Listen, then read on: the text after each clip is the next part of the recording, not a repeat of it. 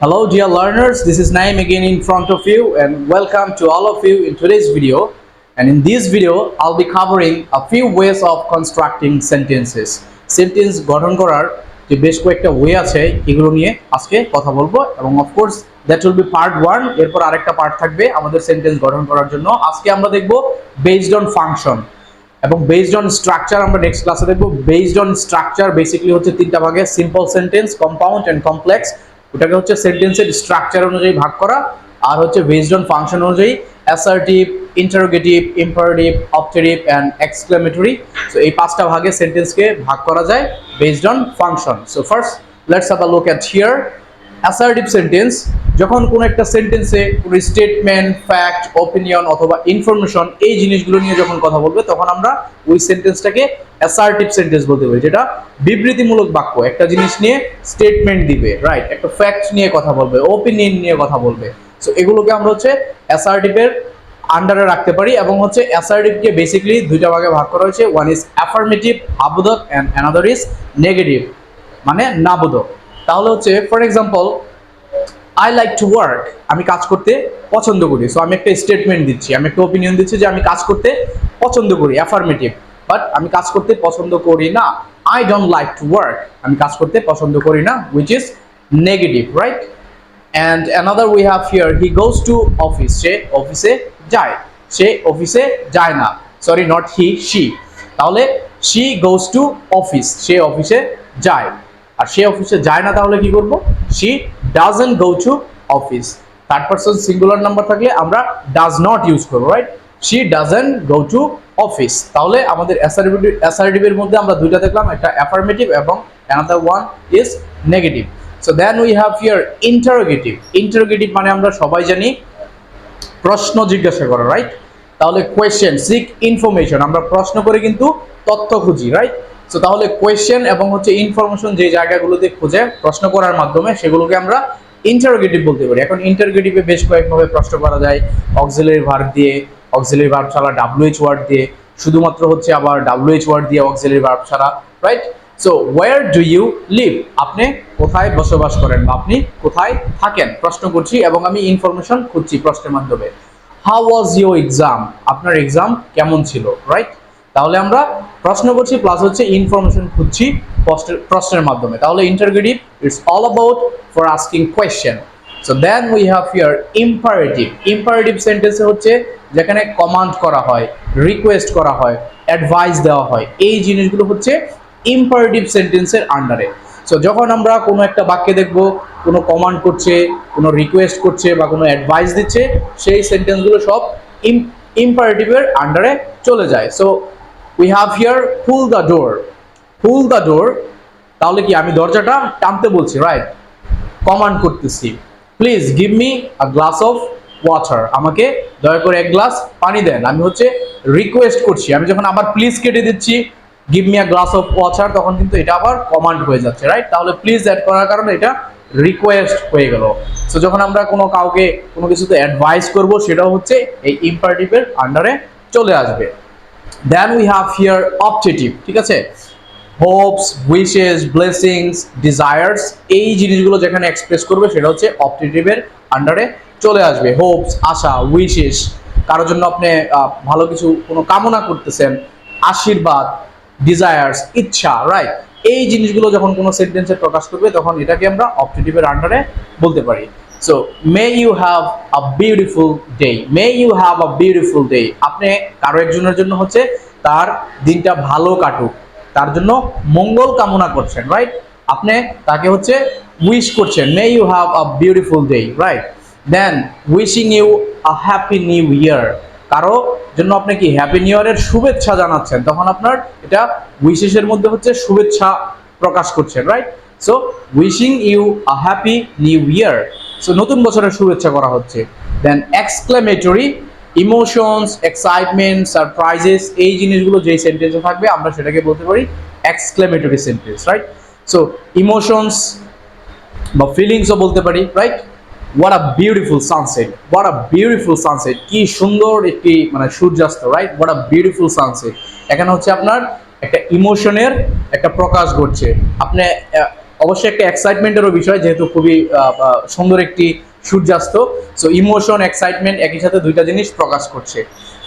I can believe you did it, I can believe you did it, মানে আমি বিশ্বাস করতে পারছি না যে এটা আপনি করেছেন, right? So I can believe, আপনার কি প্রকাশ পাচ্ছে এখানে হচ্ছে আপনি সারপ্রাইজ হয়ে গেছেন, রাইট? আই ক্যান বিলিভ, আমি বিশ্বাস করতে পারছি না, you did it, hurrah we won the match. So একই ক্ষেত্রে হচ্ছে আমাদের এই যে এক্সাইটমেন্ট, এই জিনিসটা প্রকাশ পাচ্ছে। তাহলে যখন ইমোশন, এক্সাইটমেন্ট, সারপ্রাইজেস এই জিনিসগুলো যখন একটা বাক্যে প্রকাশ পাবে, আমরা এগুলো হচ্ছে এক্সক্লেমেটরি সেন্টেন্স বলতে পারি। সো আজকে এই পর্যন্তই। আমরা নেক্সট টপিক আবার হচ্ছে বেসড অন স্ট্রাকচার, যেভাবে সেন্টেন্সকে ওখানে ভাগ করা হয়েছে আমরা সেটা নিয়ে কথা বলবো। Thank you everyone. Hello dear learners, this is Naeem again in front of you with a new topic. As I told you in my last class, in next class I'll be talking about based on structure সেন্টেন্সের যে প্রকারগুলো ছিল সেগুলো নিয়ে আজকে আমি discuss করব। আমি গত ক্লাসেই বলেছিলাম। অ্যান্ড আজকে হচ্ছে সিম্পল, কম্পাউন্ড অ্যান্ড কমপ্লেক্স, এই সেন্টেন্সগুলো কিভাবে গঠিত হয় এবং কিভাবে এটা আমরা ইউজ করতে পারি, এই জিনিসগুলো দেখে নিব আজকে। So first let's have a look here. আমাদের সিম্পল, কমপ্লেক্স, কম্পাউন্ড সম্পর্কে জানার জন্য যদি জানতে চাই তাহলে আমাদের বেশ কয়েকটা বিষয় মাথায় রাখতে হবে। সেটা হচ্ছে একটা হচ্ছে ক্লজ, তারপরে independent conjunction, coordinating conjunction, subordinating conjunction. So এই জিনিসগুলো কি বোঝায় সেটা আমাদেরকে জানতে হবে।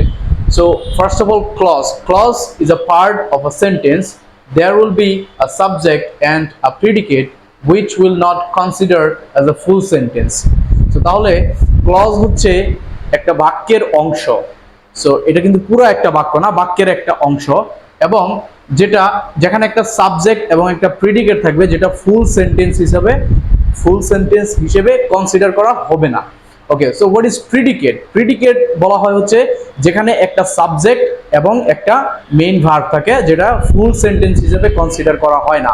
সো এখানে যেরকম যদি বলি যে আই গো, আমি যাই, আচ্ছা আমি কোথায় যাই, কিন্তু এটা কিন্তু মানে সেন্টেন্সটা পরিপূর্ণ হলো না। সো এটাকে প্রিডিকেট বলা হয় যখন একটা বাক্যে একটা সাবজেক্ট এবং একটা ভার্ব থাকবে, যেটাকে ফুল সেন্টেন্স হিসেবে কনসিডার করা হয় না। Okay, next independent conjunction. Independent conjunction হচ্ছে, কনজাংশন মানে কি আমরা জানি যে যুক্ত করা, right?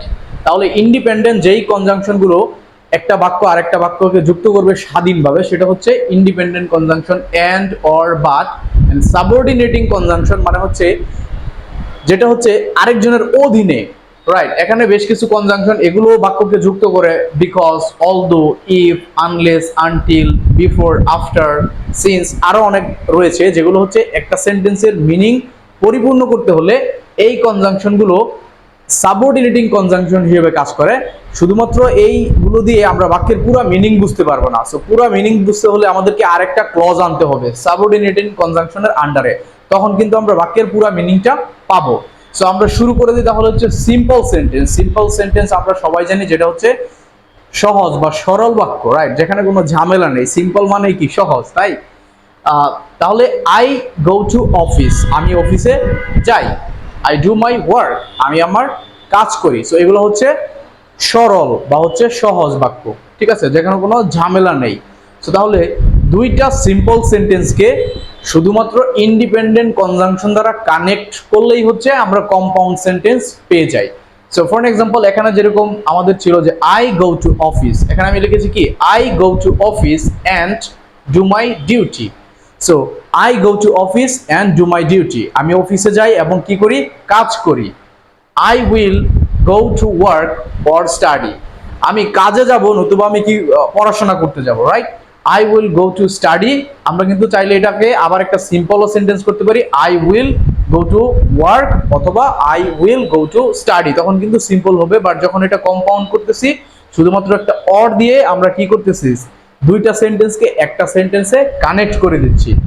I like cricket but I don't like football, আমি ক্রিকেট পছন্দ করি কিন্তু ফুটবল পছন্দ করি না। তাহলে এর প্রত্যেকটা সেন্টেন্স কিন্তু দুইটা আলাদা আলাদা সেন্টেন্স, বাট আমরা এই দুইটা সেন্টেন্সকে কানেক্ট করে দিচ্ছি বেশ কিছু ইন্ডিপেন্ডেন্ট কনজাংশন দিয়ে, যেগুলোকে বলা হচ্ছে compound sentence. Now let's have a look here complex sentence. Complex সেন্টেন্সের মানেটা হচ্ছে আমরা জানি কমপ্লেক্স মানে হচ্ছে জটিল, এখানে বেশ কিছু প্রসেস তারা ফলো করে। সো কমপ্লেক্স সেন্টেন্স গঠন করতে হলে আমাকে একটা ডিপেন্ডেন্ট ক্লজ এবং হচ্ছে একটা ইন্ডিপেন্ডেন্ট ক্লজ লাগবে, এই দুইটা শর্ত মেনটেন করতে হবে। তাহলে যদি ইন্ডিপেন্ডেন্ট ক্লজের কথা বলি, আমরা লাইক সিম্পল সেন্টেন্স যেভাবে করেছি ওরকম আমাদের একটা সেন্টেন্সের ক্লজ লাগবে। আর ডিপেন্ডেন্ট ক্লজ যেটা, সেটা হচ্ছে যেরকম আমাদেরকে এই যে সাবঅর্ডিনেটিং কনজাংশন দিয়ে একটা হচ্ছে ডিপেন্ডেন্ট ক্লজ করতে হবে। So for an example, I could not go to the office, আমি অফিসে যেতে পারিনি, মিনিং কিন্তু পরিপূর্ণ, তাহলে আমি একটা ইন্ডিপেন্ডেন্ট ক্লজ পেয়ে গেছিলাম। ক্লজের মানে কি ছিল, যেটা হচ্ছে ক্লজ মানে হচ্ছে বাক্যের একটা অংশ, তাহলে এটা পুরোটা একটা বাক্য, আমি একটা অংশ পেয়ে গিয়েছি, রাইট। সিন্স আই ওয়াজ ইল, যেহেতু আমি অসুস্থ ছিলাম, রাইট। তো চাইলে আমরা এইটা সেন্টেন্সের শুরুতেও ইউজ করতে পারি, পরে আবার এটা আমরা পরে ইউজ করতে পারি, কোনো নিয়ম নেই। বাট হ্যাঁ, একটু নিয়ম ফলো করতে হবে। আমরা যদি এই যে সাবঅর্ডিনেটিং কনজাংশনগুলো এগুলো যদি ফার্স্টে ইউজ করি, এই সেন্টেন্সটাকে আলাদা করার জন্য আমাদেরকে কমা ইউজ করতে হবে। যেরকম এই জায়গায় আমি কমা ইউজ করেছি, এই সেম এই সেন্টেন্সটাকে যদি আমি শুরুতে আনতাম, আমাকে মাঝখানে আলাদা করার জন্য একটা কমা ইউজ করতে হতো। I could not go to the office, আমি অফিসে যেতে পারিনি। সো সিম্পল সেন্টেন্সের মধ্যে আমার পড়ে গেছে, আই মিন সিম্পল বলতে এটা হচ্ছে আমার ইন্ডিপেন্ডেন্ট ক্লজের ভিতরে পড়ে গেছে। তাহলে আমার আরেকটা ডিপেন্ডেন্ট ক্লজ আনতে হবে। ডিপেন্ডেন্ট ক্লজ আমরা কিভাবে আনতে পারবো? সাবঅর্ডিনেটিং কনজাংশন ইউজ করে। তাহলে সাবঅর্ডিনেটিং বেশ কিছু কনজাংশন রয়েছে, তার মধ্যে থেকে আমরা এখানে সিন্স এনেছি। আই ওয়াজ ইল, যেহেতু আমি অসুস্থ ছিলাম, রাইট। আমি অফিসে যেতে পারিনি যেহেতু আমি অসুস্থ ছিলাম। অথবা আপনি এটা সামনে আনতে পারেন, সিন্স আই ওয়াজ ইল, যেহেতু আমি অসুস্থ ছিলাম, I could not go to office, আমি অফিসে যেতে পারিনি। If I go to the office I will call you, যদি আমি অফিসে যাই, তাহলে আমি কি করব? যদি আমি অফিসে যাই, সেন্টেন্সটা কি পরিপূর্ণ? অবশ্যই নয়, আমি এরপর আরো কিছু বলতে চাচ্ছি। আই উইল কল ইউ, যেটা হচ্ছে ইন্ডিপেন্ডেন্ট ক্লজ এবং এটা হচ্ছে ডিপেন্ডেন্ট ক্লজ। সো কমপ্লেক্স গঠন করতে হলে আমাদের একটা ডিপেন্ডেন্ট ক্লজ এবং হচ্ছে ইন্ডিপেন্ডেন্ট ক্লজ লাগবে। I went to the office though I was sick, আমি অফিসে গিয়েছিলাম, independent clause. Though I was sick, যদিও আমি কি ছিলাম? অসুস্থ ছিলাম। সো আমি চাইলে এটা আবার শুরুতে আনতে পারি, দো আই ওয়াজ সিক, তারপর আমাকে একটা কমা ইউজ করতে হবে, I went to the office, তাহলে যদিও আমি অসুস্থ ছিলাম আমি অফিসে গিয়েছিলাম। সো তাহলে আমাকে এইভাবে হচ্ছে ডিপেন্ডেন্ট এবং ইন্ডিপেন্ডেন্ট ক্লজ দুইটা ইউজ করতে হবে কমপ্লেক্স সেন্টেন্স গঠন করার জন্য। আর আমাদের কম্পাউন্ডের জন্য শুধুমাত্র ইন্ডিপেন্ডেন্ট যে কনজাংশন গুলো রয়েছে দুইটা সেন্টেন্সকে একত্রে করার জন্য ইউজ করলে হবে। আর সিম্পল তো অ্যাজ ইউজুয়াল একটা সাবজেক্ট ভার্ব থাকবে, যেটা পরিপূর্ণ একটা সেন্টেন্সের মিনিং দিবে। So I hope you are clear. আজকে এই পর্যন্তই, আমরা অন্য আরেকদিন নতুন আরেকটা টপিক নিয়ে কথা বলবো। Thank you. Hello dear learners, this is Naim again in front of you, and welcome to all of you in today's another new video. And today I will be talking about a few ways of constructing sentences. আজকে এই পার্টে আমি যেটা নিয়ে কথা বলবো, অনেক স্টুডেন্টরা আমি দেখি যে ফেস করে যে কিভাবে আস্তে আস্তে সেন্টেন্সগুলোকে বড় করতে হয়, এটা নিয়ে অনেকেই স্ট্রাগল করে। সো আমরা আজকে এখানে একটু দেখবো কিভাবে আমরা সেন্টেন্সগুলোকে আস্তে আস্তে চাইলে বড় করতে পারি আমাদের স্পিকিং ইংলিশে ইউজ করার জন্য। আমরা অনেক সময় হয়তো বা কথা বলা শুরু করি, বাট এরপর কি বলবো, কোনটার সাথে কোনটা কিভাবে কানেক্ট করবো, বা সেন্টেন্সগুলোকে কিভাবে লং করতে পারি, এই ধরনের আইডিয়া নিয়ে আজকে আমরা জাস্ট একটু কথা বলবো। So here I have written a verb, right? Run. Run মানে কি আমরা সবাই জানি, দৌড়ানো। সো একটা ভার্ব দিয়ে আমরা সেন্টেন্সকে কিভাবে আস্তে আস্তে এক্সটেন্ড করতে পারি আমরা একটু দেখি।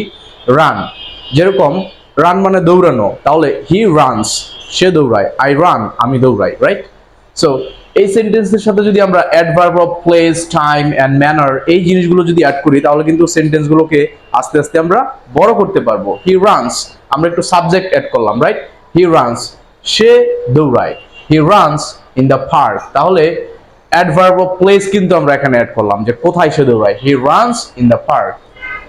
হি রানস এভরি মর্নিং, সে প্রত্যেক দিন সকালে দৌড়ায়। আমরা অ্যাডভার্ব অফ টাইম অ্যাড করলাম এখানে যে সে কখন দৌড়ায়, right? So he runs slowly, সে কিভাবে দৌড়ায়, সে আস্তে আস্তে দৌড়ায়, তাই তো? তাহলে অ্যাডভার্ব অফ ম্যানার আমরা অ্যাড করলাম যে সে কোন ওয়েতে দৌড়ায়, আস্তে দৌড়ায় না জোরে দৌড়ায়, কিভাবে সে দৌড়ায়, রাইট? সো তখন কিন্তু আমরা এই তিনটা চারটা সেন্টেন্সকে একসাথে বড় করতে পারি। He runs slowly in the morning, he runs slowly in the park every morning. তাহলে এই তিনটা চারটা ইনফরমেশনকে আমরা adverb of place, time and manner দিয়ে অ্যাড করে সেন্টেন্সটাকে আস্তে আস্তে আমরা লং করতে পারছি। So here we have another example, he wants, সে চায়। আমরা কিন্তু এখানে একটা সেন্টেন্সে একটা অ্যাডভার্ব অথবা অ্যাডজেক্টিভ অ্যাড করে কিন্তু আমরা চাইলে সেন্টেন্সগুলোকে আরো আস্তে আস্তে বড় করতে পারি। হি ওয়ান্টস, কি চায় সে? আচ্ছা দেখি, he wants to buy a car, সে একটি কি করতে চায়? একটি গাড়ি কিনতে চায়। He wants to buy a new car, তাহলে কেমন গাড়ি কিনতে চায়? নতুন গাড়ি কিনতে চায়। He wants to buy a new private car, private car কিনতে চায়। He wants to buy a new red colour private car. তাহলে আমরা কিন্তু এইভাবে বিভিন্ন ধরনের অ্যাডভার্ব, অ্যাডজেক্টিভ, তারপর হচ্ছে আপনার অ্যাডভার্ব অফ প্লেস, টাইম এবং ম্যানার অ্যাড করে কিন্তু আমরা সেন্টেন্সগুলোকে আরো বড় করতে পারি। সো চাইলে আমরা একটা ভার্ব এখানে লিখি, for example play, right? Play মানে কি? আমরা জানি যে খেলা করা বা খেলা। সো আপনি বলতে পারেন I play, right? I play cricket, I play cricket every morning, right? অথবা I play cricket every day in the afternoon. আমার বাসার পাশে একটা মাঠ আছে, so there is a field beside my home, I play cricket every day in the morning with my friends. তো আমরা কিন্তু চাইলে এইভাবে আইডিয়াগুলো আস্তে আস্তে বড় করে এক্সটেন্ড করে আমরা কিন্তু একটা ছোট সেন্টেন্সকে একটা ভার্ব থেকে সাবজেক্ট অ্যাড করে, অবজেক্ট অ্যাড করে, আরো বিভিন্ন ধরনের ম্যানার অ্যাড করে, প্লেস অ্যাড করে আমরা কিন্তু সেন্টেন্সগুলোকে আস্তে আস্তে লং করতে পারি। সো এইভাবে ভার্বগুলোকে ধরে আমরা আস্তে আস্তে সেন্টেন্সগুলোকে বড় করব। So that's all for today's video. আমরা নতুন আবার অন্য যে কোনো একটা টপিকের উপর ভিডিও নিয়ে হাজির হব। Thank you everyone.